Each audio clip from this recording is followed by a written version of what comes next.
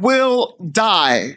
That is what our experts are saying. 33, the number of people arrested, some including senior citizens that had their wrists zip tied. $496,420 is your share of the US national debt in the next 10 years. In just 1 minute and 18 seconds, we will find out if everything changes for you, your kids, and your loved ones. So by the time that I get to the end of this video, you will have breaking news. In yesterday's video, I highlighted the benefits in Trump's bill. And in the past 24 hours, I have read that 970 pages of bill. I've read over 100 articles. I've only gotten 3 hours of sleep.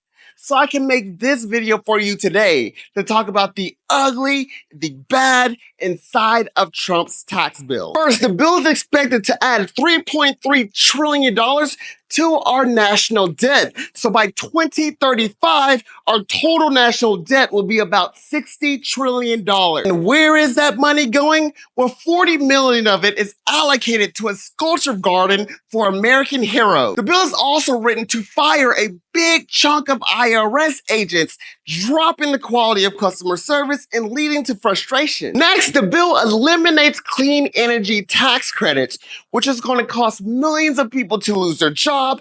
And on average, people's utility bill will raise by $110. Flip side, they want to introduce a new tax break for coal. There's also a massive deportation agenda backed by $75 billion to help finish completing the wall, to hire 3,000 border patrols, to hire 10,000 ICE agents with the goal of deporting 1 million undocumented immigrants every single year. A big chunk of this funding is also going to help provide bonuses and incentives for ICE agents. The bill also proposes reducing the provider tax, which could lead to hospitals closing down, short staff, and reduce overtime for healthcare workers. Let me explain the provider tax. Let's say a hospital makes $100 million. Well, the state is going to come in and tax them about 6% of their revenue.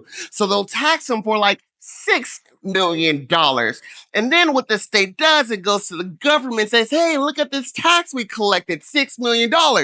And then what the government does, it matches it. So, right, the government's like, all right, you collected $6 million, we're going to give you $6 million back. On top of that, we're going to give you a little extra 50 to 60%.